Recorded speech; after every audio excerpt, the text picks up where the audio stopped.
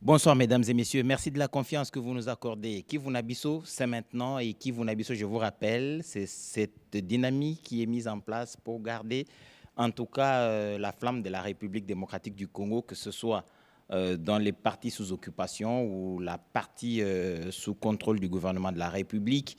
La République démocratique du Congo reste une et indivisible. Kivuna Bisso, dans cette dynamique, nous avons décidé ce jour de parler du processus des pas du processus des paix, mais des processus des pays. Il y en a beaucoup. Depuis 30 ans, on en parle tous les jours. Depuis 30 ans, les efforts des pacifications ont eu lieu, plusieurs négociations. Il y a eu des processus, des dialogues, des accords ont été signés. On va essayer de rentrer dans ces méandres depuis jusqu'à ce jour. Quelles sont les chances de voir ce processus de Doha, de Washington, apporter un vent nouveau? Mais pour ce soir, et pour parler de cette question aussi pertinente qu'elle se présente, nous avons recouru à des figures suffisamment éloquentes. À ma droite, je vais parler de mon extrême droite, nous avons Laurent Mugiraneza. Bonsoir. Bonsoir. Et nous avons à ma droite Abbé Jean Bosco Baala. Bonsoir, monsieur l'abbé. Bonsoir. Et à ma gauche, j'ai le professeur Dadi Salé. Bonsoir, professeur. Bonsoir et bonsoir à tous. Voilà, donc, c'est des personnalités. Je vous ai dit que la question est très pertinente et elle requiert un maximum de réflexion et d'esprit pointu. Et vous avez compris que les esprits que nous avons ici sont pointus. Je vais quand même leur donner 30 secondes chacun pour qu'ils disent ce qu'il est. Chacun va dire ce qu'il est sommairement. Je vais commencer par ma gauche avec le professeur Dadi Salé. Oui, je suis le professeur Dr Dadi Salé. Je suis affecté à l'ISDER Goma et j'enseigne un peu partout là où on m'appelle. Je suis doyen de la faculté de gestion et économie à Mapon University. Mais là, la casquette que je porte, je suis Muzalendo assumé, parce qu'il y a beaucoup de Wazalendo qui n'arrivent pas à s'assumer. On est des Wazalendo assumés et sur terre. Tout professeur d'université qu'il est, Muzalendo affirmé, et monsieur Laurent Mugiraneza. Merci beaucoup. Je suis Laurent Mugiraneza, activiste de la société civile, mais aussi conseiller provincial de la jeunesse intercommunautaire. En matière d'éducation, je suis assistant premier mandat à l'ISC Goma. Et pour terminer la présentation, je ne sais pas s'il faudrait qu'il se présente aussi, mais en tout cas, c'est l'exigence de l'émission de ces 30 secondes accordées à tout le monde. Vous êtes? Je suis le professeur Abbé Jean Bosco Baala. Je suis spécialiste en communication et stratégie, ancien président honoraire du CESAC et j'étais coordonnateur national honoraire du PDDRCS. Je suis consultant en DDR et en communication. Et j'appartiens aussi à la société civile. Voilà. Voilà donc. Lui, je voudrais dire qu'il est témoin de l'histoire assez embrouillée de la République démocratique du Congo. Dans cette partie de la République démocratique du Congo, il va nous être très utile au cours de l'émission, comme d'ailleurs tous les autres invités. Et nous allons, avant d'entrer dans le vif du sujet, revoir cette rétrospective d'explication des engagements de la République démocratique du Congo dans les différentes recherches de solutions dans les perturbations qui enveniment la vie dans cette partie de la République démocratique du Congo. Je parle du Kivu depuis près de 30 ans. Dans le processus de Luanda le 15 décembre 2000, entre Kinshasa et Kigali, accusés par la RDC de soutenir le mouvement du M23, la situation sécuritaire s'est rapidement dégradée jusqu'à la prise de la ville de Goma par cette brigade avancée du Rwanda. Un tournant intervient le 18 mars 2025. Une image, celle du président Félix Antoine Tshisekedi et du président Paul Kagame côte à côte face à l'émir du Qatar, marque la reprise des contacts. Cette rencontre va ouvrir la voie à deux mécanismes parallèles, le processus de Doha mettant sur table la brigade avancée du Rwanda au Congo AFCM 23 et le gouvernement congolais, et celui piloté par les États-Unis d'Amérique qui réunira deux protagonistes, Kigali et Kinshasa. À Washington, où l'administration américaine affirme vouloir traiter les causes profondes du conflit, la République démocratique du Congo obtient le 24 avril une déclaration de principe avec le Rwanda, principal soutien du M23. Cet engagement est suivi d'un accord de paix signé le 27 juin et d'un cadre de coopération économique régionale finalisé. Mais le président Tshisekedi reste ferme et prévient aucune coopération économique sans paix. De son côté, le porte-parole du gouvernement, Patrick Muyaya, rassure que la souveraineté économique est non négociable et reste la ligne rouge du gouvernement congolais. On a signé un accord de paix. Dans cet accord, on a énoncé des principes, notamment le principe de l'intégration économique. Et dans les principes d'intégration économique, on a parlé d'une intégration régionale, on a parlé de ce qui est bilatéral en partant de l'existant. Il faut bien comprendre cela pour que cela ne soit pas un élément de confusion. Mais ici, comme le président de la République l'a dit en début de cette émission, aucune ressource de la RDC ne sera brandie. L'accord de paix prévoit la neutralisation des FDLR, un groupe génocidaire rwandais affaibli, mais toujours présent sur le sol congolais, ainsi que le retrait complet des troupes et matériels rwandais du territoire de la RDC. Considéré comme le parrain militaire et politique du M23, le Rwanda est chargé, dans cet accord, de favoriser un engagement direct pour aboutir à l'accord de Doha entre les rebelles et Kinshasa. Parallèlement, le gouvernement congolais accepte finalement d'écouter les revendications du M23 dans le cadre des pourparlers qui aboutissent le 15 novembre 2025 à un accord cadre de paix précédé par un accord de principe, un cessez-le-feu et un mécanisme de surveillance du cessez-le-feu. Cet accord cadre comprend 8 protocoles, dont 2 déjà en cours de mise en œuvre. Pour les autorités congolaises, la boussole reste claire, le bien-être de la population qui reste encore sous le joug de la gouvernance par crime de la brigade avancée du Rwanda au Congo, AFCM 23. Il faut considérer que nous avons une boussole, nous avons un plan, nous avons un processus laborieux, mais nous considérons que nous avançons et nous souhaitons que très rapidement, et c'est les messages que nous passons notamment à travers les différentes médiations, qu'on arrive à la conclusion pour qu'on desserre l'étau sur nos populations. Parce qu'il ne faut pas oublier que le point principal pour nous, c'est de nous assurer que nos populations des partis et sous occupation soient soulagées très rapidement de cette situation. Sur le plan militaire, Kinshasa a su rester mobilisé. Tout en poursuivant la voie diplomatique, le gouvernement consacre 30% de son budget national 2026 au renforcement des capacités de défense et réaffirme que la justice reste le point de gravitation des initiatives de paix en cours pour une paix durable en République démocratique du Congo. Cette dernière partie de cette chronique enchante tout naturellement le Muzalendo ici à ma gauche. Muzalendo assumé, comme il a dit, le renforcement des forces armées de la RDC. Mais une question me vient à l'esprit et je vais la poser au professeur Abbé Jean Bosco Bahala. C'est quoi les causes profondes? Ah ben voilà. C'est devenu ésotérique. Avant de le dire comme ça, de go, je voudrais remercier justement Monsieur le ministre Patrick Muyaya pour cette belle initiative qu'il a eue de donner la parole à des personnes qui sont affectées par la guerre, surtout à l'Est, mais aussi à aider notre peuple dans la réflexion, dans la compréhension exactement de ce qui se passe. Parce que la plupart des gens ne comprennent pas la complexité de ce processus. Vous comprenez, quand on parle de Doha, on parle de ceci, beaucoup de gens se demandent, mais pourquoi ça devient compliqué tout ça, n'est-ce pas? Et on entend des termes et des choses qui ont déjà été dites.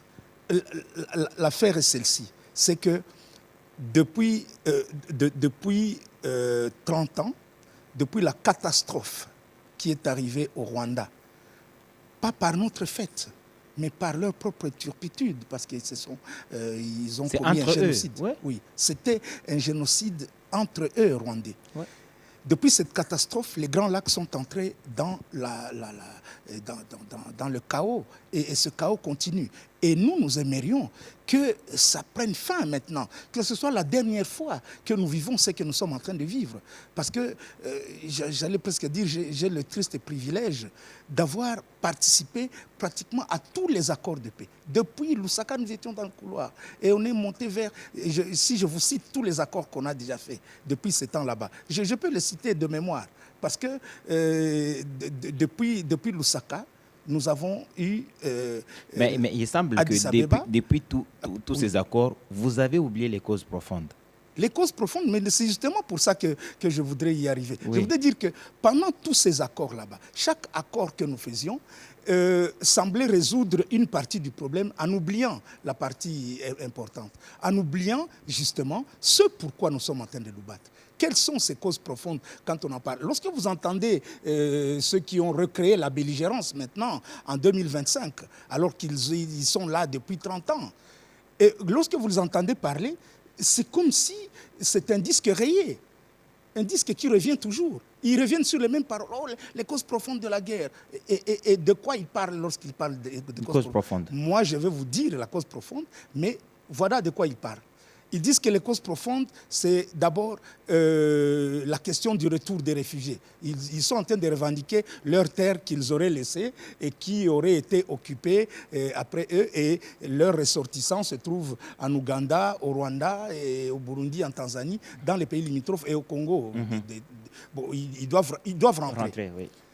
La deuxième cause, ils disent, vous savez qu'il y a eu des guerres là-bas. Il y a eu des guerres, que ce soit au Nord Kivu, même aussi, des guerres de terre, d'occupation de terre. Hein? La guerre de Kanyarwanda, vous connaissez, n'est-ce pas? Vous êtes du Nord Kivu.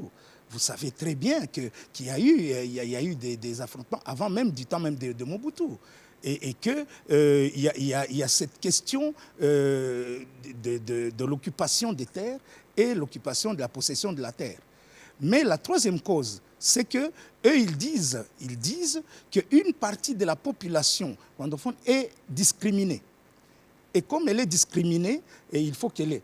Je sais que tout le monde comprend déjà, sait déjà que ça, c'est une histoire qui ne signifie rien du tout, parce qu'il n'y a jamais eu de discrimination comme telle. Et ici, c'est le cas de le souligner encore une fois.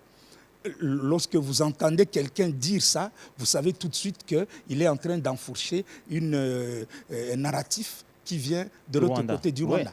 Ouais. Parce que les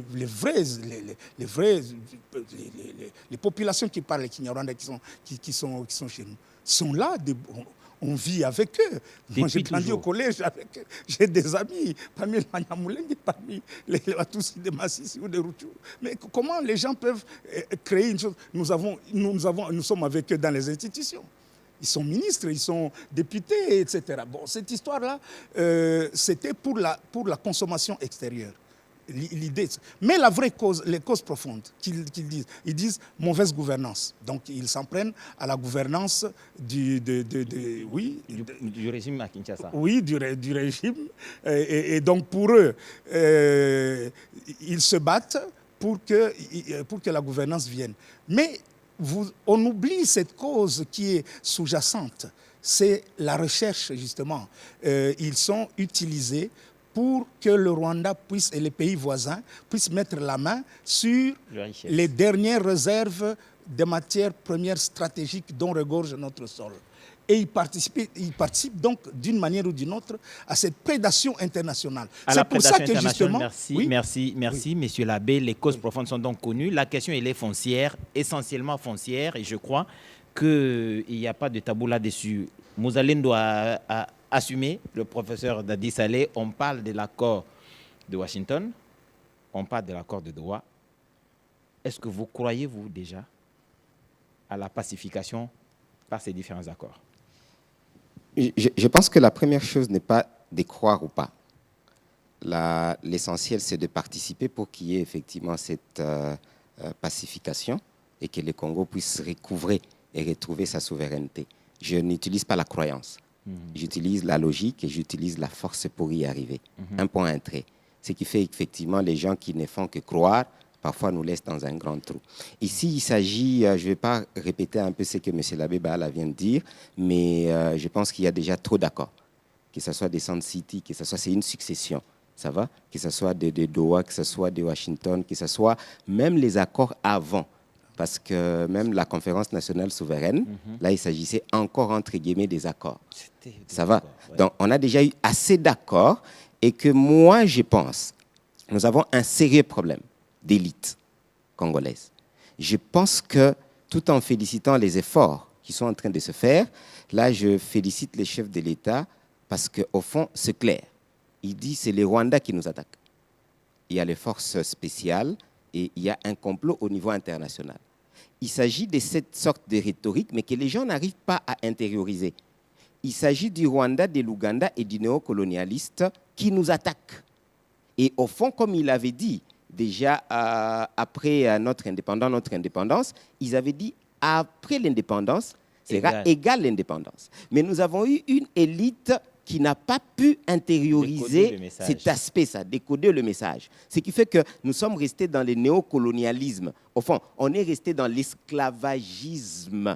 Jusqu'aujourd'hui, je m'excuse un peu, même si nous essayons de nous en sortir. Et quand je dis je félicite les gouvernements, je vous assure, je ne suis pas dialoliste.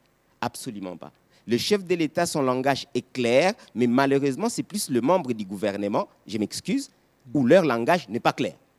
Ce qui fait que nous ne semblons pas avoir une vraie bonne communication pour dire une fois pour toutes que, écoutez, il s'agit d'une guerre d'agression. On agresse la République démocratique du Congo, il s'agit de chercher à balkaniser et à continuer à piller les ressources de la République démocratique du Congo. Tous les accords qu'on peut citer, ça va, n'ont eu que ça comme bonne et mauvaise raison. Les restes là, ce sont des histoires farfelues exactement. Et nous les savons. J'ai dit, tous les accords, vous pouvez me les citer, je les ai, on peut les citer, etc. Mais malheureusement, nous avons négocié en position de faiblesse. En grande partie, la République démocratique du Congo a négocié en position de faiblesse. Si vous me parlez des Sun City, c'est quoi ça? Ça, c'est là où il y a eu vraiment la vraie partition. Je m'excuse parce que j'aurais beaucoup de contradicteurs par rapport à ça. Écoutez, Sun City, c'était une sorte d'échec monumental où nous avons laissé effectivement, ça va, le Rwandais, les Ougandais, les étrangers entrer dans l'appareil politique officiellement de la République démocratique du Congo, dans l'appareil judiciaire, dans l'appareil de sécurité, dans l'appareil militaire. Et maintenant, aujourd'hui, nous avons difficile à les faire partir. Je pense que tout le monde est témoin. Ça peut se discuter, mais Sun City, pour ceux qui pensent que c'était une réussite, non. Nous n'avons jamais réussi une négociation. Je suis désolé, M. Bahala, l'abbé. Nous l'avons suivi, on était déjà enfants. On sait que c'est un révolutionnaire, il va nous comprendre. Même s'il a participé, je ne pense pas qu'on ait réussi une seule négociation. Nous avons eu peut-être 10%, 15-20%, mais c'est allé à l'avantage, effectivement, de l'ennemi. Parce que tout simplement, nous nous sommes un peu embrouillés. Nous n'avons pas compris l'ennemi cherchait quoi. Les Rwandais, ça était clair. Le plan était là depuis très longtemps. C'est le plan que tout le monde connaît. Ils voulaient l'Empire Hima, ils voulaient, etc. C'était clair depuis l'histoire des génocides. Avant même l'histoire des génocides, pour ceux qui connaissent l'histoire, il y a eu des guerres déjà avec Idjwi, des dominations. C'est une longue histoire, mais on connaît. Il y a eu des guerres, il y a eu des réfugiés déjà en 59, ça va? Il y avait déjà beaucoup de réfugiés qui étaient venus au Congo. Donc, ce n'est pas nécessairement vraiment quand le Rwanda, les génocides du Rwanda qui déclenchent. Non, les génocides du Rwanda est un tournant parce qu'effectivement, ceux qui portaient ces projets pour la balkanisation du Congo prennent le Rwanda totalement. Ils avaient déjà l'Ouganda. Alors, ils ont pris le Rwanda et leur mission était claire. Il fallait maintenant prendre le grand pays, la République démocratique du Congo. Ce qui fait que je parle d'intelligence stratégique qui nous a un peu manqué. Je suis désolé, je n'injurie personne. Vous avez tout à fait raison dans votre logique. Nous allons revenir à vous. C'est bien pensé que nous ayons, au cours des années, eu la faiblesse de n'avoir pas perçu l'intelligence stratégique des autres pour anticiper sur leurs idées, alors que leurs idées étaient bien connues. Trop clair. Monsieur Laurent Mugiraneza, les accords de paix se sont succédés, mais les seigneurs de guerre, eux, ont survécu. Donc, depuis 30 ans, il y a pratiquement les mêmes acteurs qui se retrouvent dans les cercles de décision du côté des rébellions et qui ont réussi chaque fois à échapper à la justice. À la société civile, est-ce que l'on croit que cette fois, la justice pourrait rattraper ces c'est mécréant, si vous voulez. Le professeur ne veut pas parler deux fois, mais c'est le cas de le dire, ce sont des mécréants. Merci beaucoup. Je m'en vais, comme le professeur Dadi Saleh l'a dit, remercier le président de la République pour son bravoure de dire non, même s'il a été contré. Mais au départ, nous l'avons accompagné. Nous sommes de l'Est, victimes de cette guerre. Moi, personnellement, c'est depuis 1996 que je n'ai jamais eu même un mois de paix. C'est sous les coups de balles. Nous avons vu les réfugiés venir. Nous avons vu Laurent Mouzé Kabila être au pouvoir. Nous avons vu qu'il est assassiné. C'est à son époque que le RCD commence, le 2 août 1998. Toujours les causes profondes. C'est après qu'on ait assassiné Mouzé qu'on met Joseph Kabila. C'est juste que là, en 2005, parce qu'on a les premières élections en 2006, il passe. Mais après son élection, en 2007, nous avons le CNDP. Après le CNDP, on a cru que Kabila était roulé, parce que moi j'ai eu beaucoup de rencontres avec lui. En 2009, en 2010, on renouvelle le mandat de Kabila. On a pensé que peut-être il y a un problème, qu'il va changer. Mais c'est en 2012, après son élection encore, que nous avons le M23-1. Et continuons après ces 5 ans. Nous sommes allés en 2016. On l'a rencontré, finalement, je lui ai dit, tu ne mérites plus d'être président de cette République. Parce que les chaos dégénérés. Et après son départ, le Raïs qui prend le pouvoir, de tous ces circuits-là, nous sommes des victimes. Des nattes sur les têtes à cause de ces mêmes acteurs. J'ai eu à parler avec le général Makenga en face, c'est en 2007, qui disait poursuivre les réserves de l'air. Je lui ai dit que ce n'est pas de ta mission. Au finish, nous pensons qu'il y a eu un complot international et c'est manifeste. Et moi, je n'ai jamais soutenu la thèse selon laquelle c'est le Rwanda qui nous attaque. Non. Le Rwanda n'est qu'une main longue des multinationales. Les Nations Unies, nous sommes victimes. J'en ai parlé ouvertement avec Bintou Keïta, la Croix, et pour toutes les occasions que je de rencontres. Récemment, on a été avec les anciennes présidentes, ceux qui sont les adjoints de notre négociateur. Oui, Samba Panza et les autres. Samba Panza et d'autres. Je leur ai dit clairement. Parce qu'ils étaient venus pendant que chez moi, à Kiseguro, on venait de massacrer plus de 312 personnes. Et ce sont des tragédies que même si quand même on peut poursuivre l'intérêt, les diamants et les richesses de la République démocratique du Congo, j'aimerais implorer ces gens. Et chaque fois que je rencontre la Croix, qui est l'international, l'adjoint de l'ONU chargé de paix, je lui dis finalement, ayez quand même un sens humain. Parce que trop de morts, des cadavres chaque jour, les mêmes acteurs, l'impunité internationale et l'impunité nationale. Et nous sommes vraiment désolés et nous pensons que le gouvernement doit faire plus. Et nous n'aurons jamais un président qui tient debout comme Tshisekedi. Et je le félicite, même s'il est entouré par certaines personnes qui n'ont pas cette logique. Et c'est pourquoi on nous a refusé, nous, en tant que propriétaires de cette histoire, d'être à Doha, partout où se décide de conciliabule. Et je pense que le président de la République continue à comprendre que le Rwanda, c'est un jeu de cache-cache, mais les vrais négociateurs, les vraies causes profondes, ce sont les investisseurs américains et de Dubaï, Qatar, qui cherchent à fond récupérer leurs biens qu'ils ont investis à travers le Rwanda. Full stop. Full stop, c'est quand même dit avec le cœur. Oui, c'est dit avec le cœur.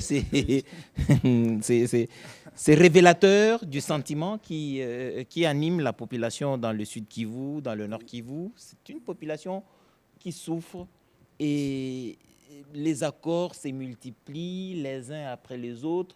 On redit la même chose. On est toujours en face des mêmes acteurs. Le pouvoir change à Kinshasa, mais les acteurs de l'autre côté sont les mêmes. Jean Bosco Bala, monsieur l'abbé, vous avez été partout. Monsieur le professeur Dadi Saleh, dans sa rhétorique, dans sa logique, il estime que les accords d'avant et toutes les négociations ont échoué parce que la RDC a négocié en situation de faiblesse. Il est dit en relations internationales qu'on ne négocie jamais en situation de faiblesse. Vous avez été de la partie. Est-ce que vous pensez que cette fois, avec Doha, avec Washington, l'espoir est permis? Oui. Ou aussi vous êtes de ceux qui pensent qu'il faut absolument la Kalachnikov? Oui, Eddy, moi je n'irai pas jusque-là. Justement, avec le poids de l'expérience que j'ai, et aussi après toute l'analyse et toute l'observation de ce qui se passe dans le monde, toute ma connaissance de la géopolitique mondiale, de la géostratégie qui se passe actuellement dans les Grands Lacs, je vais peut-être remonter un peu plus loin en suivant ce qu'a dit mon frère Mugiraneza et le professeur Saleh. Je vais dire oui, il faut aller jusqu'au bout maintenant. Aller jusqu'au bout signifie quoi? Signifie tenir à finir le problème avec ceux qui l'ont commencé.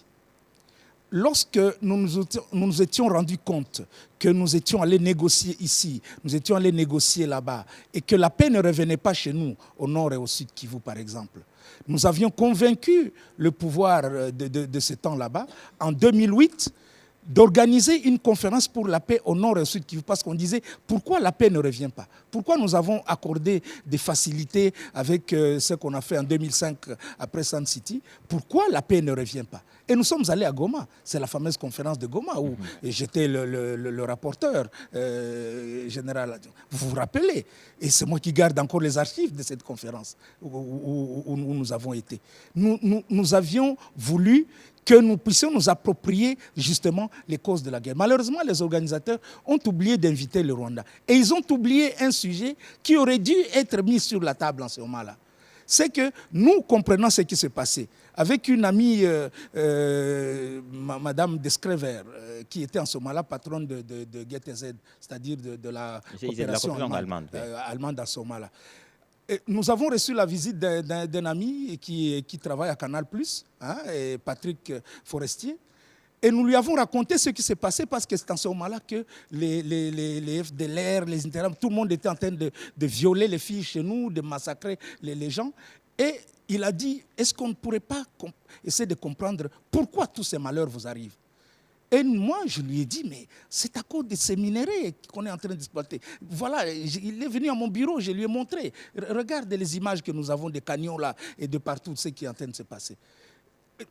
Aidez-nous à dénoncer, comme il y avait un ami belge avec qui nous avions causé, aidez-nous à dénoncer cette histoire des minerais de sang. Bruxelles Airlines qui venait à Bujumbura pour prendre les minerais qui étaient extraits de nos collines, etc.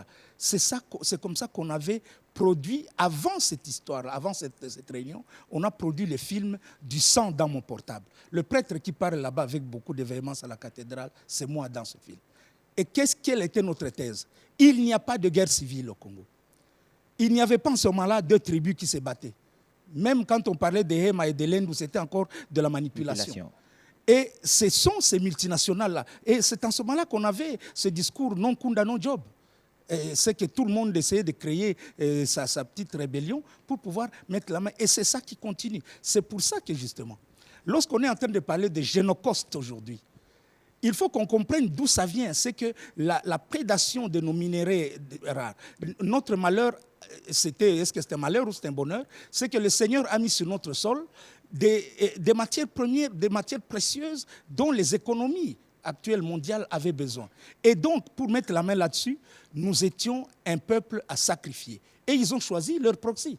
C'est ça. On a choisi le Rwanda, l'Ouganda et l'Ouganda Somala comme proxy pour pouvoir mettre la main sur ces matières. Et on nous crée des guerres qui ne finissent pas, des guerres de basse intensité, une guerre sans front.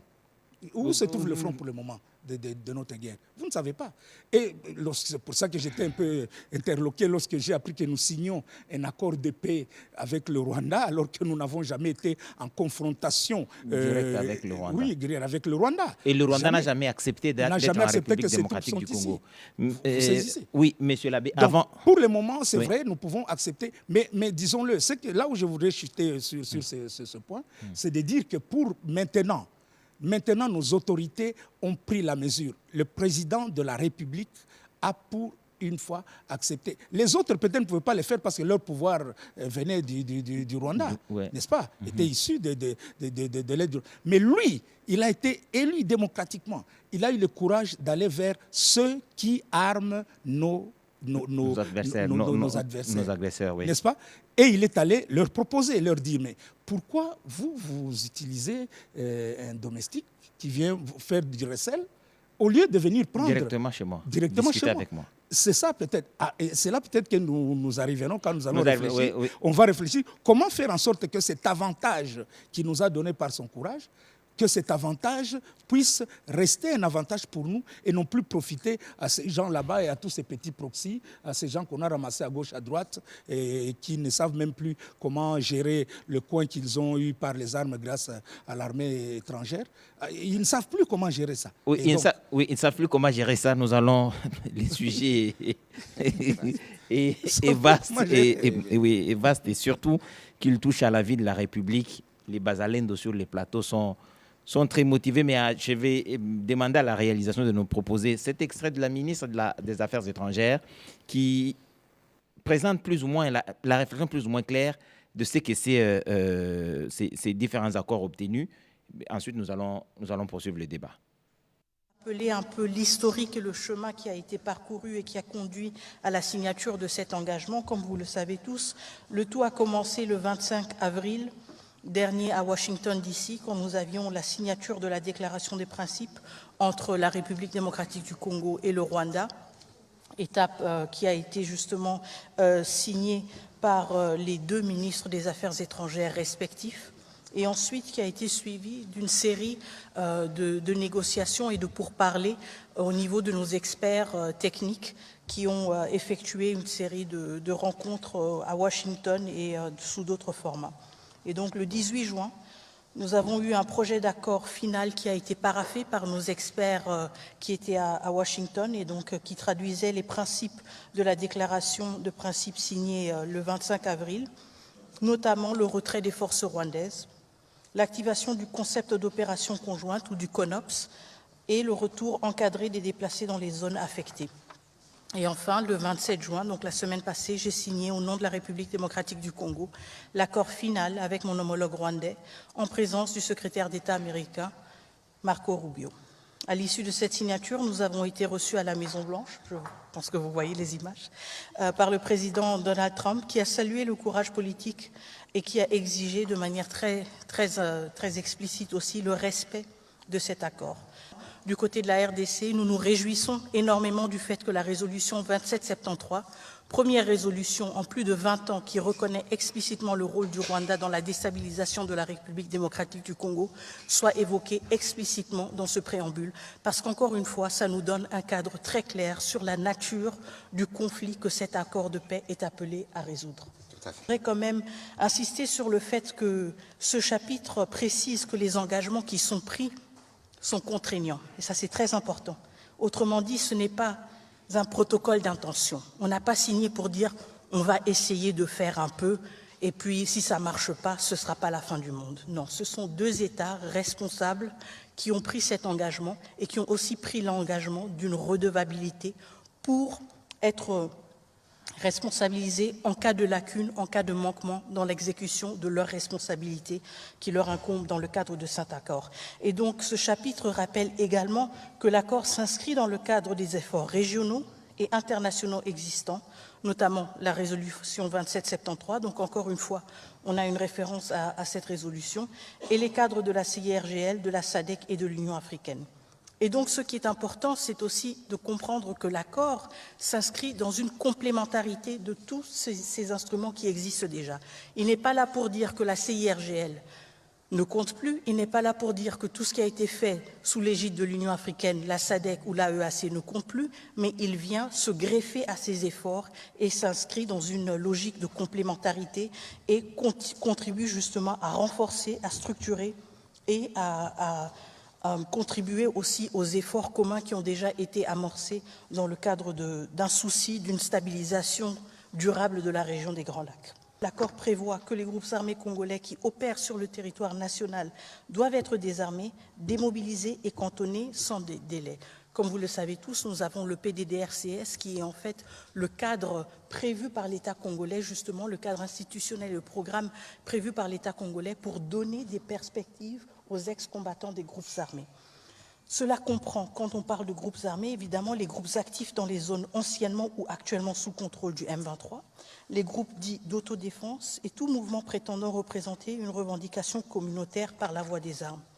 Quand on parle du désarmement, on parle aussi d'un désarmement suivi d'une sélection stricte en cas d'une réintégration conditionnelle. Et donc ici, il y a aussi une rupture très importante avec des pratiques qu'on a vues par le passé, à savoir des pratiques d'intégration généralisée, d'effectifs de groupes armés. De brassage ici, et des mixages. Justement. Et nous ne sommes pas dans cette logique. Nous sommes justement dans une logique où les ex-combattants de groupes armés qui auraient peut-être l'intention ou le souhait d'être intégrés dans les forces armées ou les forces de sécurité doivent répondre à des critères stricts. On doit s'assurer justement, tout d'abord, de leur nationalité congolaise, évidemment aussi de leur non-implication dans des crimes graves et d'autres critères, évidemment, qui vont être appliqués. Mais je pense que l'aspect clé ici, c'est le fait justement qu'on ait un catalogue, si vous voulez, de critères qui nous assure que toute intégration répond à des leçons que nous avons appris et tirées du passé et qui nous protègent, nous, mais aussi qui protègent nos institutions d'être affaiblies de l'intérieur en intégrant sans discrimination et de manière ouverte et sans filtre des individus issus de groupes armés qui pourraient justement, suite à leur rôle dans les groupes armés différents, avoir été complices ou eux-mêmes auteurs de violations graves. Voilà, l'intervention de la ministre des Affaires étrangères a été plus ou moins explicite. Elle rappelle plusieurs faits, mais je vais m'attarder sur un seul et je vais poser la question à Laurent Mugiraneza. Le M23, dans son récent spectacle, s'est émancipé carrément de groupes armés. Lui, il considère qu'il est chargé, lui, le M23, de démobiliser les groupes armés. S'il démobilise certains groupes armés, lui, le M23, considère qu'il est devenu quoi? Comment, vous, la société civile, vous percevez ce message qui est véhiculé sur les partis sous occupation de l'armée rwandaise? Merci beaucoup pour la question posée. Ici, de rappeler que lorsque le M23 va bientôt totaliser 5 ans, parce que c'est depuis novembre 2021 qu'il a commencé son aventure, et imaginez les gens de Rutshuru, de chez moi, dans mon territoire, les gens de Massissi, au long de 4 ans, qu'est-ce qu'ils ont comme hypothèse, comme réalisation du gouvernement? Ils sont dans un trou sans lumière. Et à ce titre, le M23 leur dit jamais vous ne verrez le gouvernement piétiner encore ici. Et ils y croient. Parce que ça peine de venir. 4 ans, 5 ans, c'est bientôt une année à Goma. Bientôt une année, nous sommes en déplacement. Nous espérions qu'avec le massacre qu'il y a eu à Goma, à longue échelle, qu'on a vu que la communauté internationale déciderait de se débarrasser du M23 dans la ville de Goma, mais ils les ont soutenus. Jusqu'à présent, ils continuent à massacrer.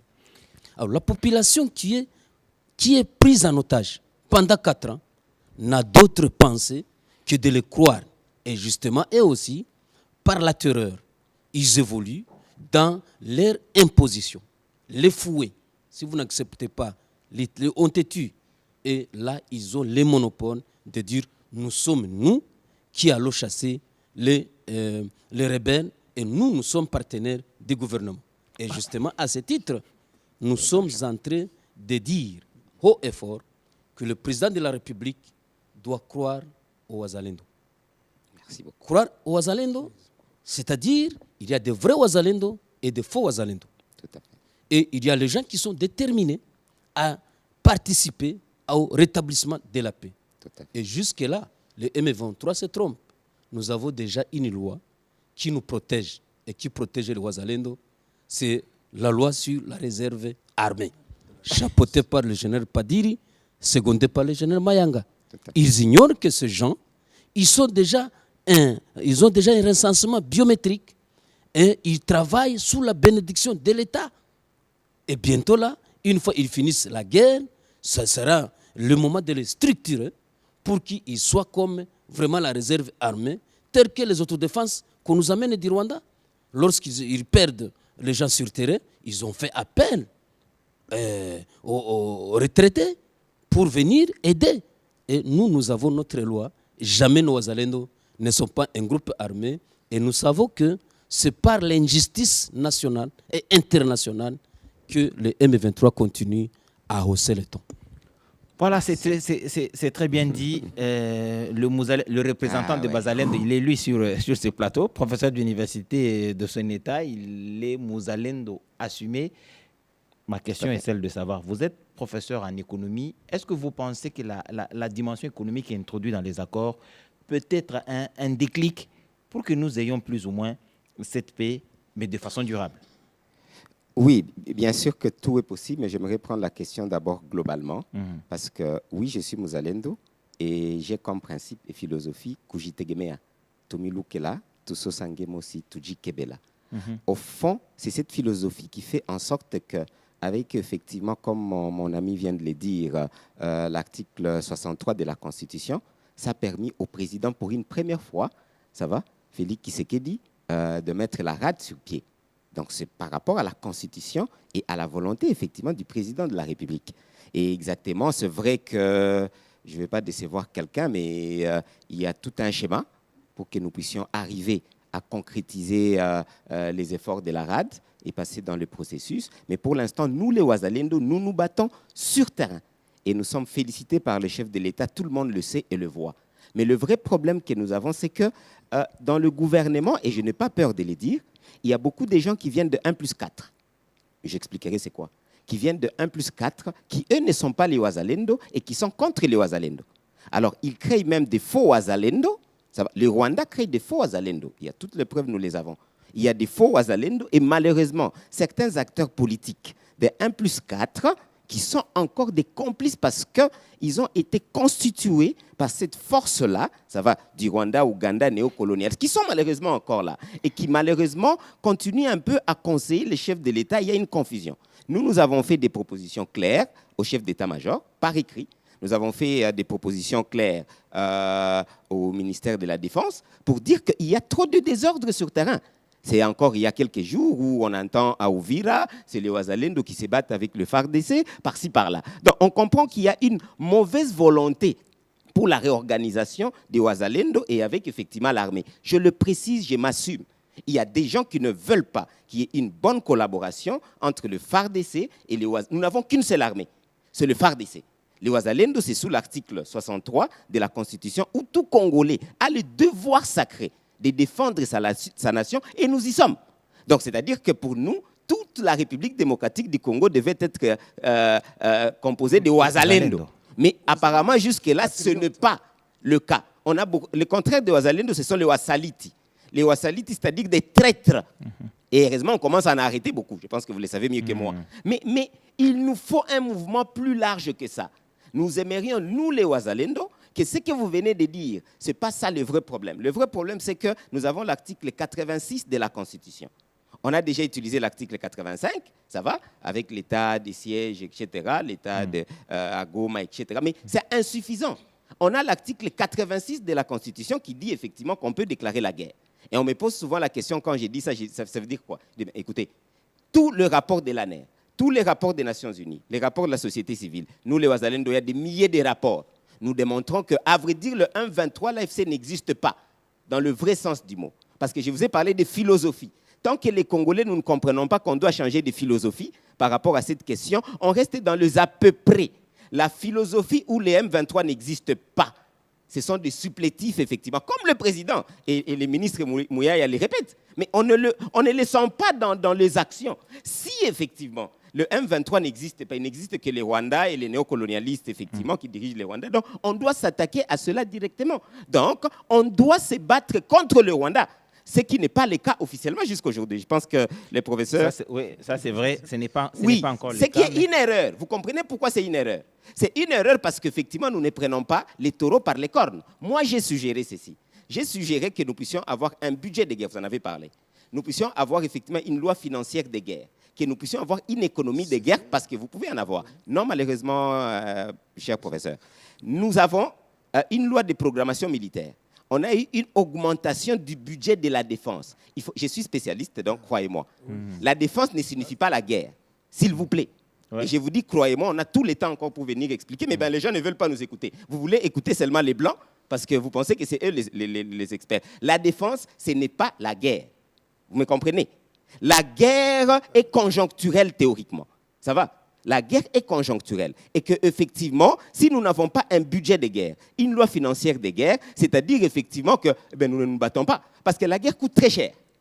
La guerre coûtant très... Ce n'est pas 2 milliards de dollars qui va finir une guerre, qui a été concoctée par les néocolonialistes, qui mettent beaucoup de moyens. Vous vous souviendrez que la MONUSCO avait dit un jour que les ennemis ont plus des armes que la MONUSCO, plus que la RDC. La guerre coûte. Ce n'est pas parce qu'on a mis 2 milliards de dollars, parce qu'on a mis 3 milliards de dollars que ça suffit. Non. Pour l'instant, on ne prend pas notre combat comme il faut, notre responsabilité. Nous faisons un peu les à peu près. Donc, nous conseillons, tout en voyant les efforts qui sont fournis, parce que 30% du budget, c'est déjà beaucoup, professeur, et tout le monde. C'est déjà quelque chose. Mais c'est plutôt la logique. Cette logique nous renvoie à faire quoi? Exemple, le ministère de la Communication nous a aidés. Il nous a dit effectivement qu'il y a la guerre diplomatique, n'est-ce pas? Qu'il y a la guerre de communication, qu'il y a la guerre militaire exactement. Tout cela n'est fait que c'est combiné et ça s'appelle la guerre. C'est-à-dire, par exemple, la diplomatie ne peut pas marcher sans comment est-ce qu'on appelle ça? La force. Il n'y a pas de diplomatie. C'est la raison pour laquelle je vous ai dit tous les accords tendent à échouer parce que jusque-là, nous ne nous constituons pas à un rapport de force. Une décision forte. Exemple simple pour que vous me compreniez. Avec effectivement l'article 63, à Kinshasa, nous devons avoir 1 million de Congolais prêts à soutenir les Ouazalendo qui sont effectivement au Maniema, prêts à soutenir les Ouazalendo qui sont dans les Lubero. 2 millions de Congolais prêts à se battre comme les États-Unis l'ont fait pendant la guerre avec le Vietnam, comme le Vietnam l'a fait, comme effectivement l'Ukraine l'a fait, comme effectivement la Russie le fait. Israël, toutes les nations le font. Donc, moi, nonobstant les efforts qui sont, je vous assure à louer, je vous ai dit, je ne suis pas dialogiste. Ce n'est pas parce que sur la RTNC que vous pensez que je félicite. Non, le président a un angle clair. Nous les soutenons, nous les Ouazalendo, à 100%. Mais il a effectivement des gens qui ne sont pas d'accord avec les Ouazalendo. Vous entendez chaque fois, ici, les Ouazalendo sont vilipendés. Certes qu'il y a à boire et à manger, comme dans l'armée d'ailleurs. Mais ça reste notre seule armée. Pour l'instant, on doit féliciter les Ouazalendo comme le chef de l'État. Mais dans le gouvernement, même au Parlement, ils étaient incapables, je suis désolé, de féliciter et de faire un budget pour les Ouazalendo.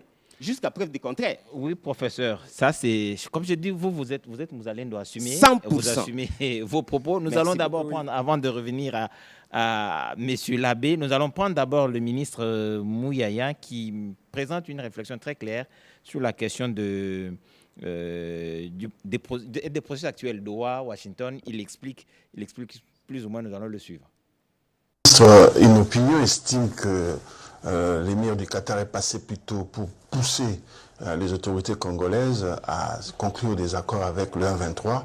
Et le M23 aujourd'hui considère que c'est le noyau de notre prochaine armée de la République démocratique du Congo et que le M23 aujourd'hui peut fédérer au point de devenir une force qui pourrait... Bon, écoutez, il y a trop d'agitation. Il y a trop d'agitation. Il y a trop de verbiage. Parce que nous tous, nous savons. La vérité, elle est une. C'est qu'il n'y a aucun document, en commençant par notre Constitution, aucune charte de l'Union africaine ou des Nations unies qui reconnaît la légalité ou l'existence du mouvement du type supplétif ou brigade avancée. Alors, il ne faut pas qu'on se trompe. Et il ne faut pas penser parce que... Mais ils sont à la table des négociations. Non, la question, Willy... Ils sont là, vous discutez avec eux. Ce n'est pas parce qu'on discute avec eux qu'ils cessent d'être un mouvement qui ne devrait pas exister. Qui cesse d'être un mouvement. Je crois que c'est leur vraie nature et qu'on ne vous trompe pas. Les discussions que nous faisons doivent conclure à quoi? Dites-moi. Dites-moi. Les discussions vont conclure, on va dire. C'est le feu. On va dire, on prend l'armée de ces supplétifs, on dit venez, vous devenez une partie de l'armée nationale. Vous pensez que les discussions, c'est ça? Voilà, il ne faut pas ce qui a été fait dans le passé. Il ne faut pas tromper les peuples des dieux. Parce que nous sommes un gouvernement. On ne va jamais se mettre dans un jeu de ping-pong avec ceux qui sont appelés à disparaître. Dans la forme actuelle. Qu'on ne vous trompe pas. Il ne faut pas, Willy, j'en arrive. Oui. Il ne faut pas vous faire des illusions sur la finalité des... Il ne faut pas se faire des illusions sur l'avenir du M23. C'est le ministre qui le dit. Il ne faudrait pas, excusez-moi, vous faire des illusions sur l'avenir du M23. C'est le ministre qui le dit. Monsieur l'abbé Baala, vous pensez que le M23 va disparaître au moins une bonne fois pour toutes? Mais avant de répondre à cette question, les résolutions. La ministre avant a mis un accent sur la 2773 qui définit plus ou moins les cadres. Elle y croit et je crois que beaucoup y croient. Mais il semble qu'il y a eu, j'allais dire, une cinquantaine ou une soixantaine de résolutions sur la question de l'Est de la République démocratique du Congo et la paix n'est jamais revenue. Voilà, c'est pour ça que je disais que les choses ne sont pas aussi simples qu'on le croit.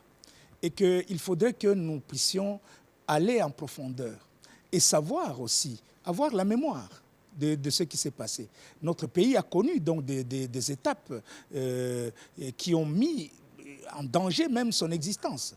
Il ne faut pas croire que ce sont des rêves quand on vous parle d'un pays comme la Yougoslavie qui n'existe plus ou qu'on parle du Soudan, du Sud maintenant et du Soudan. Les pays des Balkans dont on parle là-bas, c'était il ne faut pas minimiser ce qui est en train de se passer et penser que nous-mêmes, nous pouvons résoudre ces problèmes. C'est décider de casser la grande URSS n'était pas une décision de la Russie ou de l'URSS. Non. On a travaillé, il y a des gens qui ont travaillé autour, qui ont travaillé à créer les conditions de création d'un nouvel État. Comme on a travaillé à créer le Sud-Soudan pour mettre la main sur cette éponge de pétrole qui est là. Les Congolais ne doivent pas rêver en pensant qu'ils sont différents de tous ces royaumes qui ont disparu. Hein? La Grèce était un grand royaume, l'Égypte était un grand royaume, etc. Les pays vivent ce que l'on vit au moment où on est dans l'histoire. C'est pour ça qu'il ne faut pas négliger l'histoire. Et il ne faut pas négliger la philosophie de celui qui est derrière toi. Lorsque l'Occident décide de mettre la main sur les dernières réserves de matières premières stratégiques de la RDC, il s'en donne les moyens, on crée un proxy. Et ce proxy-là a aussi une philosophie. Il faut comprendre la philosophie du Rwanda. Le Ouganda, c'est-à-dire Ouganda-Rugari, hein, n'est-ce pas? Le pays qui sera grand. Il est petit maintenant, mais il sera grand. Quand on parle du Burundi, ceux qui connaissent les Kirundi, ils savent ce que Urundi Rwanda, l'autre Rwanda, ils considèrent que partout là-bas, ils nous ont fait la guerre à nous les Bashi pendant 3 siècles. Et c'est mon arrière-grand-père qui a tué le dernier roi conquérant du Rwanda, Kigeri IV. Parce que les Bashi, à un moment donné, se sont organisés et ils ont dit, nous cessons nos querelles et nous allons nous battre contre notre ennemi unique ici. Et ils ont occupé même une partie du Rwanda jusqu'à Butare. Quand ils parlent d'avoir des terres chez nous, ils mentent.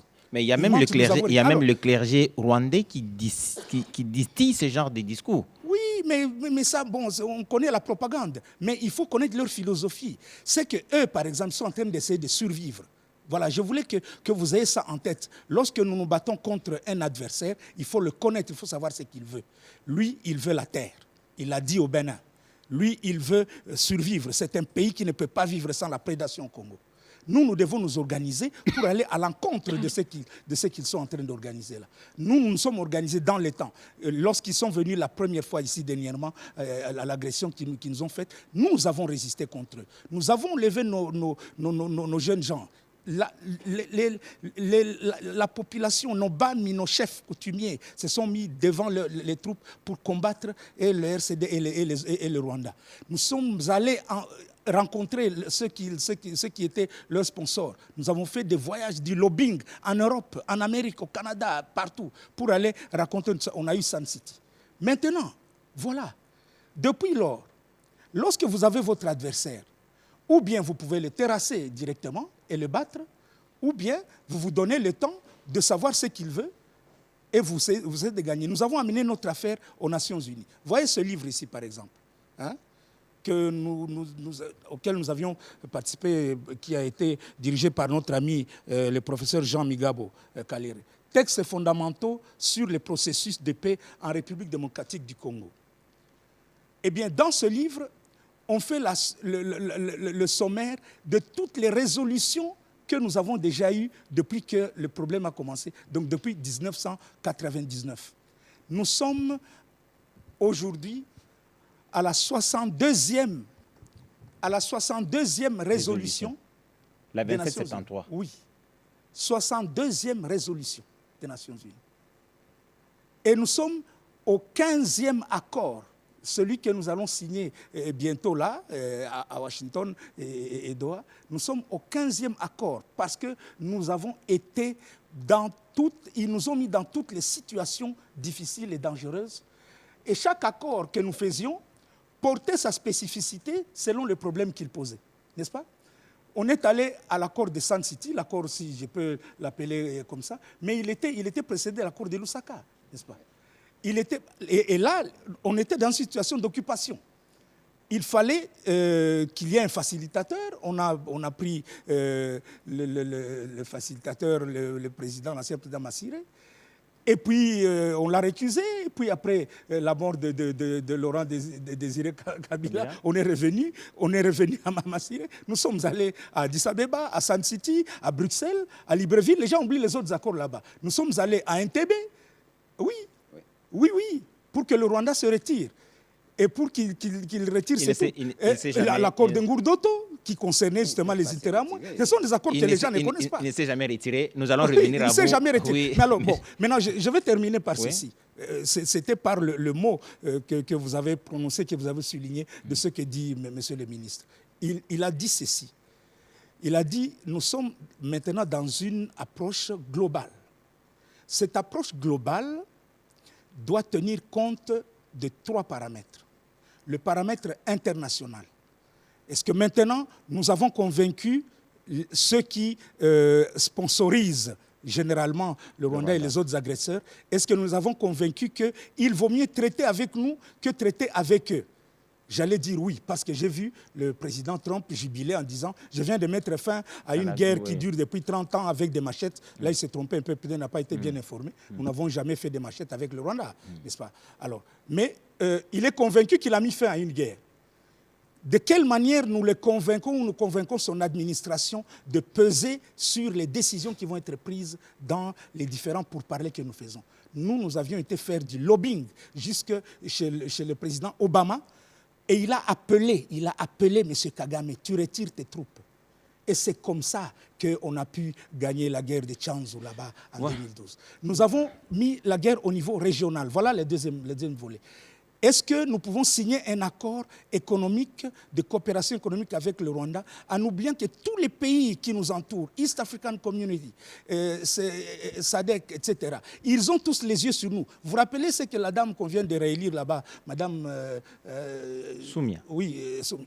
Qu'est-ce qu'elle a dit la dernière fois? S'il faut que j'emprunte de l'argent, je vais emprunter de l'argent pour gagner, pour qu'on construise un train, pour que je puisse avoir ce marché de 100 millions qu'il y a là-bas au Congo. Nous savons que l'Ouganda aussi tient à avoir son fief économique là-bas dans le Grand Nord, dans l'Ituri, tout le monde a les yeux sur nous.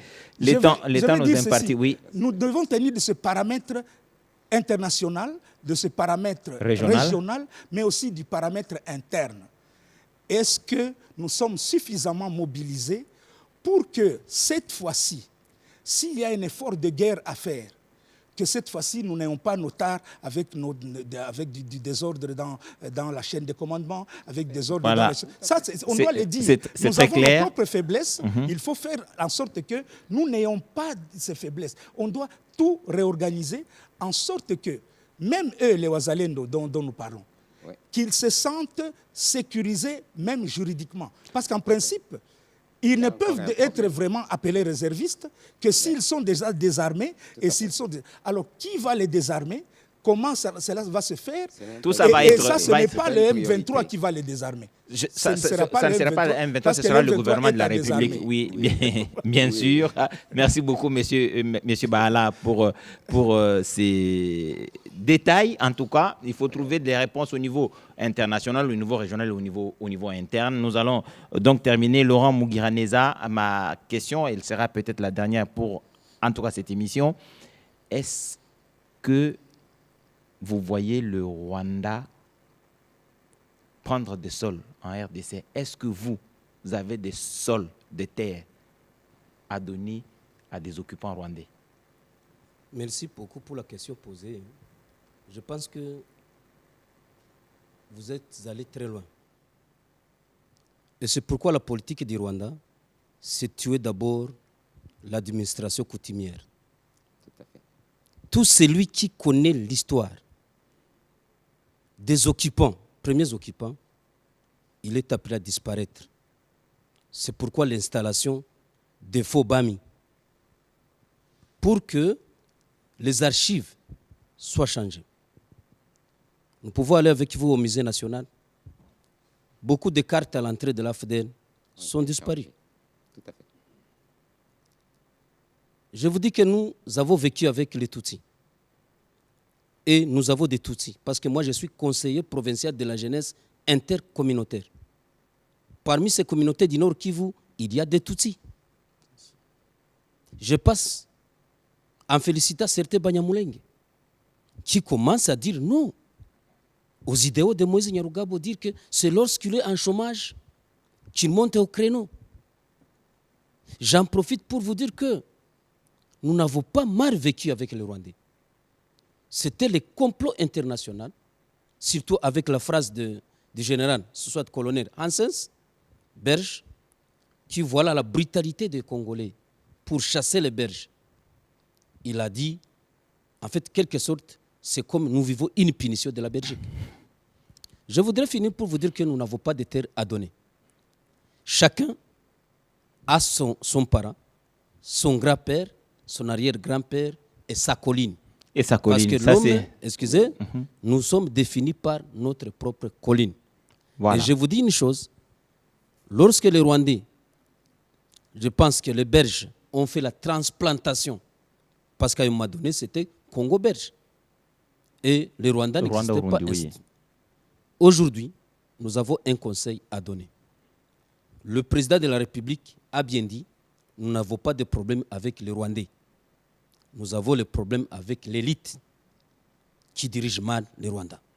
Et aujourd'hui, je vous dis, je parlais avec un diplomate très fort qui m'a dit ceci. Tant que les Congolais, vous resterez en train de pleurnicher que c'est les Rwandais qui vous agressent. Dédi Saré était dans cette réunion. Que c'est les Rwandais, les petits pays qui vous agressent. Vous pleurerez indéfinitivement. Et il m'a dit, les Nations Unies n'accompagnent que les hommes forts. C'est là que j'ai dit, nous devons Kujitegemeya. Et la population est assez découragée parce que connaissant le modus operandi de l'agresseur, nous voudrions que nous finissions. Je voudrais chuter par vous choquer le monde que le dernier jour où notre espoir s'est envolé, c'est le jour où notre président de la République a accepté par complicité de l'émir du Qatar à apparaître au Qatar avec le Kagame. Pendant que le monde réagissait par des sanctions, en application de la résolution 2773, l'émir du Qatar voulant sauver ses fonds investis au Rwanda, il a rappelé directement le président qui est de bonne foi, mais je pense qu'il a compris qu'on est en train de le rouler. Nous aurons donc le temps de donner les conseils, comment y en sortir. Et très bien, c'est très bien dit, monsieur le professeur Dadi Saleh, grand Mouzalène doit assumer, parce que nous allons terminer. Oui. Est-ce que vous croyez que les Rwandais, ceux qui sont sur notre sol venus, sont prêts à partir? Peu importe les négociations, peu importe les accords, est-ce qu'ils sont prêts à partir. Alors, c'est une question un peu qu'on demande. Est-ce que vous pensez qu'un voleur, quand il vient voler, il va partir de son propre gré? C'est la même chose. Non, les voleurs, les tueurs ne partent jamais. Ils viennent, ils volent, ils pillent. Tant que vous êtes faible, ils vont continuer à vous voler, à vous piller. C'est tout à fait normal. Ils viennent de le faire pendant plus de 30 ans. Parce que je parlais de la balkanisation indirecte. On a passé 18 ans dans une balkanisation indirecte. Ce n'est pas quelque chose que j'ai dit aujourd'hui. Ça fait plus de 10 ans que je l'ai dit. Mais effectivement, comme je l'ai dit, nous, les experts, on ne nous écoute pas. On veut écouter un peu beaucoup de gens. Oui. Maintenant, là, ils cherchent la balkanisation directe. Mais les Congos ne se contrôlent pas depuis plus de 18 ans. Eh bien, ce n'est pas l'abbé Bala qui va me contredire. Les Ougandais ont des terres, ils prennent tout ce qu'ils veulent depuis. Ah ben oui, les Rwandais prennent Aruba tout le minerai depuis tous ces temps comme ils veulent depuis. Ils en deviennent même le premier producteur. Qui ne le sait pas? Eh bien, en Ituri, ils prennent le bois comme ils veulent et de l'or. Qui ne le sait pas? Et les cacao. Donc, il faut qu'on comprenne que nous proposons au chef de l'État depuis un bon bout de temps. Tout ce qui s'est fait, c'est bien. Mais il faut comprendre la philosophie de nos, entre guillemets, de nos ennemis. Moi, je les appelle des ennemis. Ce ne sont pas des amis. Absolument pas. Ils peuvent être voisins, mais ennemis. Il nous faut une révolution politique, il nous faut une révolution économique et il nous faut une révolution culturelle. Pourquoi une révolution? Je vous ai dit, nous avons beaucoup de gens de 1+4, ça va, qui, par des voix que vous connaissez, sont devenus des députés et sont devenus des ministres et restent encore des ministres aujourd'hui. Ce qui fait effectivement que, tant que le chef de l'État, excusez-moi d'être dur, parce qu'il faut que nous comprenions que le chef de l'État a la volonté, il l'a prouvé. Je vous ai dit, je l'ai félicité, il a institué la RAD. Réserve. Pour nous, les Ouazalendo, c'est un début. Mais le processus, vous avez compris, le processus est torpillé pour que le processus ne puisse pas avancer exactement. Par qui? Par ces gens de 1+4, les complices qui sont dans les, j'ai dit dans les gouvernements, qui sont dans les gouvernements, les complices du Rwanda, des néocolonialistes, etc. Et au niveau de l'armée. Et je pense effectivement, on commence à en arrêter assez. Donc, je pense que si le chef de l'État ne fait pas la révolution, ça va? À votre question, je suis désolé. Nous risquons de nous retrouver dans une position où, comme mon ami l'a si bien dit, on l'a dit ici à plusieurs reprises, le chef de l'État a répété ce que nous avons dit. Je félicite le chef de l'État. Beaucoup de Moamis, ça va, des coutumiers sont tués. Ces gens-là font un travail de titan. Ils sont en train de remplacer des terres. Plus de 15 millions de morts. Nous avons des villages où il y avait 100 000 personnes, ça va, ils ont tué plus ou moins 70 000 personnes et ils ont déjà remplacé. Ce n'est pas qu'ils vont remplacer. J'ai dit parfois, on rêve ici. Quand je vous dis qu'on doit déclencher l'article 86 de la Constitution, dites-moi, alors à quoi servira un seul jour l'article 86 dans notre Constitution si on ne peut pas la déclencher?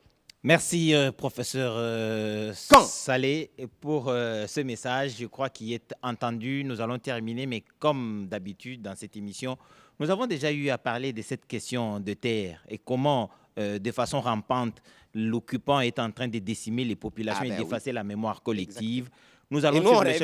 Nous allons suivre le chef de l'État en 1 minute. Il parle aux jeunes des zones occupées et nous nous retrouvons ici pour conclure. À vous, jeunes de Goma, de Bukavu, de Rutshuru, de Masisi, de Calais et de toutes les localités éprouvées, je veux adresser un message d'amour, de compassion et d'espérance. Votre courage face à l'oppression n'est pas un murmure isolé. Il honore la nation et nous oblige. Sachez que la République tout entière se tient à vos côtés d'un même cœur. Vous n'êtes pas seuls.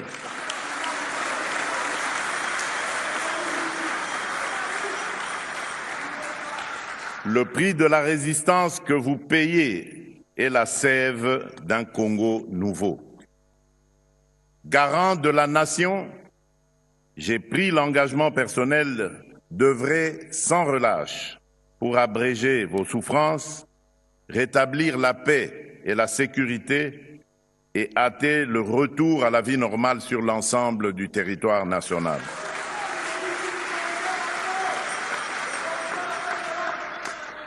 Dès la libération de vos territoires, nous lancerons sans délai un programme prioritaire de reconstruction et de développement, routes, écoles, centres de santé, accès à l'énergie et au numérique, afin que votre créativité devienne l'avant-garde du renouveau de vos territoires. Tenez bon, l'avenir que vous méritez n'est pas compromis. Il se construit avec vous et pour vous.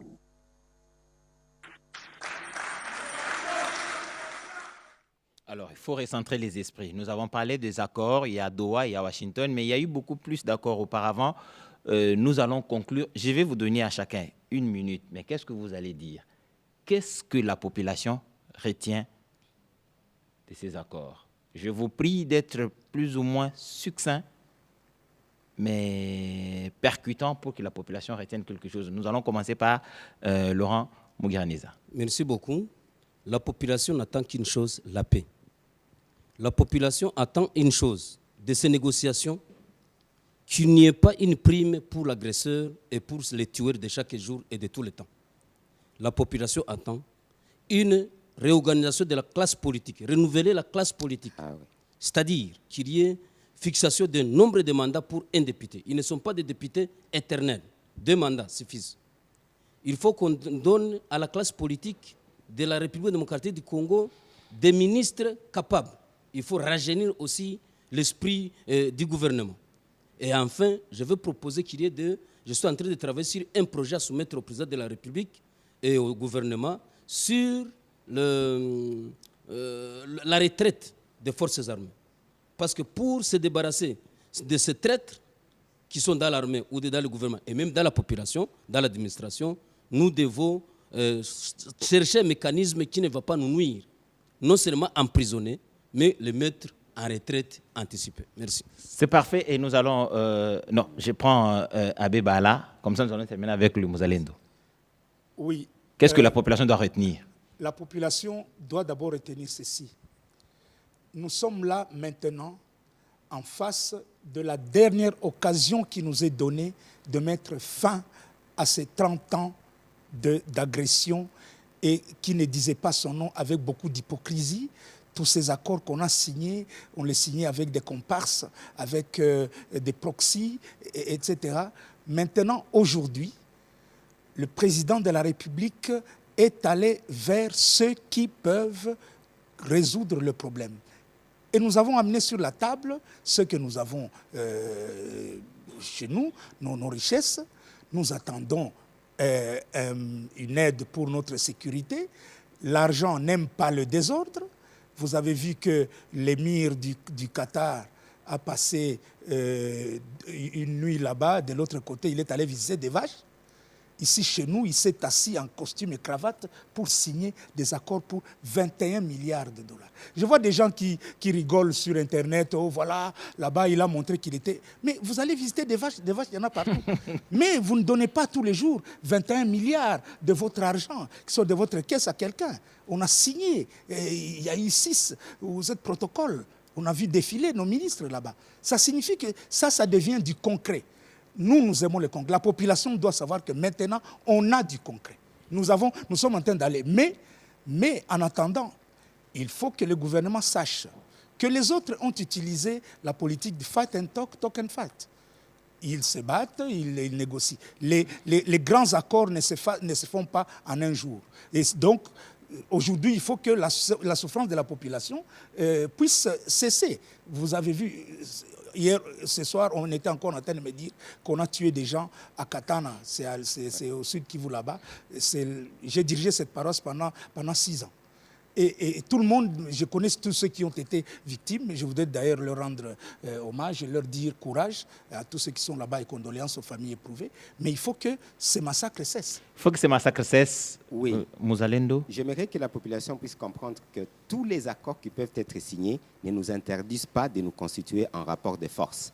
Ce qui fait que nous demandons encore au chef de l'État, nous avons déjà fait nos propositions déposées. Ce n'est pas qu'on va le faire ici à la télé. Nous demandons au gouvernement de comprendre très bien que sans rapport de force qu'il faut, ça va, nous resterons en train d'être un peu les dindons de la farce dans des accords. Et pour l'instant, nous n'avons jamais, celui qui va me dire l'inverse, qu'il vienne ici. L'article 86 de la Constitution n'a jamais été appliqué, du moins à ma connaissance, avec le gouvernement que nous avons. Ça s'appliquera quand on demande.